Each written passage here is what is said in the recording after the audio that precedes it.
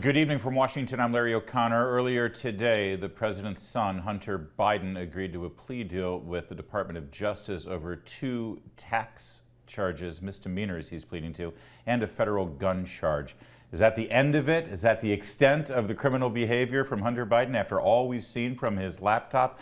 Is this what justice looks like? Let's bring in a man who knows justice since he was a U.S. Attorney for the District of Columbia. He loves the Justice Department, just not what's become of it. He's Joe diGenova, and he joins us now. Joe, thanks for being here. My pleasure. Well, is this justice or is this a cover-up? This is a cover-up, without any doubt. David Weiss, the U.S. Attorney in Delaware, took a dive. The amount of paper in this pleading is like a notepad on a refrigerator. It's 2 counts, misdemeanor tax charges, and the gun charge. Yeah. The plea agreement itself has not been released, so we don't know all of the specific terms, but we do know this. He gets diversion on the gun charge. And his lawyer has said publicly, the investigation is now over, which means that the plea agreement gives him a pass on all of the bribery and conspiracy and kickback allegations involving his father. And what you have now is a corrupt plea bargain done by a politically corrupt U.S. Attorney and Justice Department. I just want to be clear on this. Does that mean that they have negotiated, in exchange for these 3 pleas, he's got some kind of immunity on the other charges, or they're just not pursuing the other charges? Well, we haven't seen the plea agreement, but his lawyer, Mr. Clark, says the investigation is over in its entirety, which means he has been given a pass on the other charges. Wow. Joe, I know it seems like a naive question, but these days I got to ask it. Is it, in fact, illegal to receive money from a foreign country in exchange for access to a federal official? I mean, I feel compelled to ask that because one never knows what the law says these days. That is, in fact, the law, and it is evident from the available public information that all the facts in the case point to a conspiracy by the members of the Biden family and the then Vice President Joe Biden to receive payments from foreign governments in exchange for policy decisions of the United States government while Joe Biden was Vice President of the United States. So if he has been given a waiver, which it appears he has, and a pass on being charged in that matter, then this truly is one disgraceful moment in the history of the Justice Department. There's something so audacious about this, Joe, because I think back to Neil Bush, the son of George Herbert Walker Bush, who got caught up in the savings and loan fiasco there in the late 80s, early 90s. He was under Justice Department investigation.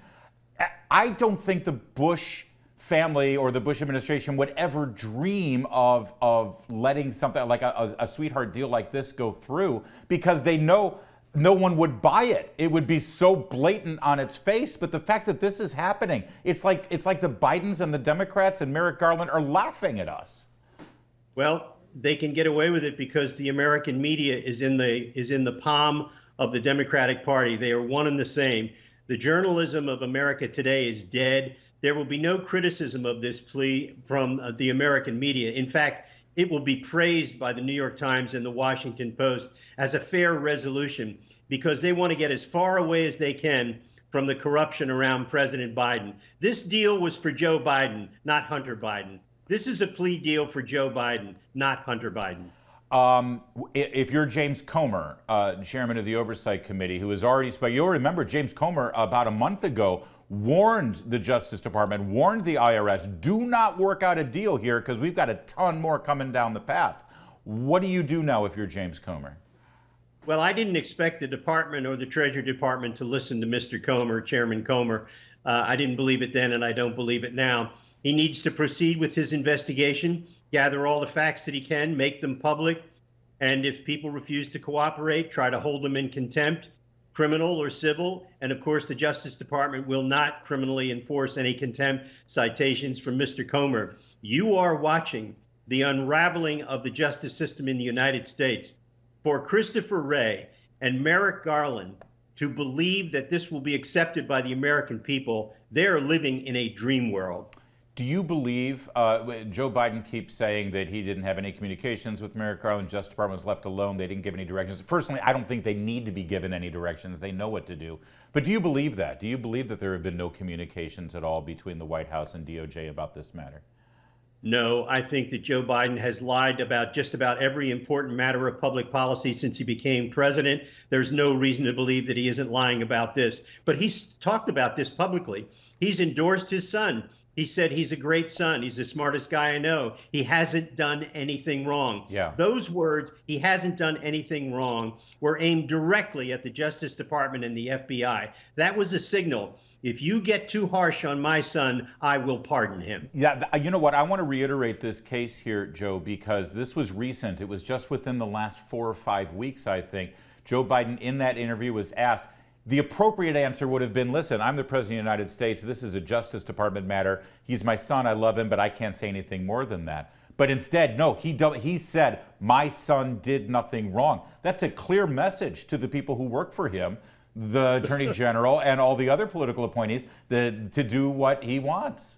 I would say so. It's pretty clear that when the big guy talks, the little guys listen. Yeah, yeah. So while I've got you, Joe, while this is going on, everybody's hair is on fire about President Trump's interview with Bret Baier on Fox News last night. Now, I don't think it was a smart thing. This is the trouble, right? When you're a presidential candidate, you want to do these interviews, you want to make statements, you want to defend yourself, but if you're his lawyer, you don't want him saying anything, right? Well, of course you don't want him making statements, but he is a presidential candidate. He's a big boy. He knows how to handle himself. I don't particularly think he said anything that was any more damaging than any other public statements he's already made while he's been out and about. Okay, I mean, what I'm hearing from all the legal eagles that get paid to talk on television and scream that Donald Trump should go to jail, they say that when he admitted that he moved these boxes and didn't immediately respond to the subpoena because he had personal items in those boxes, that was basically an admission that he's guilty as charged of obstruction. Do you see it that way? Well, I can tell you this. Any one of those statements can be read multiple ways. And the problem with it is that the case never should have been brought. Yeah. We shouldn't be in this position. This should have been a civil case filed to get the documents. And let's remember, the government got all the documents back. None of them was lost. None of them was stolen. None of the documents were destroyed, like Hillary Clinton destroyed 30,000 emails and various devices which had information on them. So by that standard, Donald Trump is an innocent man.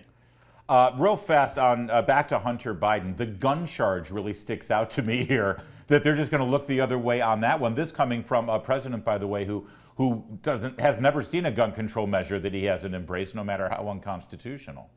Well, he's going to be given diversion for this. You know, he's getting probation. He's going to get no jail time for any of these offenses. And this, of course, has to be accepted by the judge who takes the plea. But generally speaking, judges do not decline plea agreements reached by defense counsel and the government. Wow. Well, listen, we've got more on this evening, as it's a dominant story. I have my own thoughts about the lack of fairness here, and a warning to you, don't try to do what Hunter Biden did. It won't end well for you. We also have Andrew Klavan coming up. Joe diGenova, always great to have you. Thank you for this on-the-spot analysis. There's more to come on O'Connor Tonight. You are watching Salem News Channel.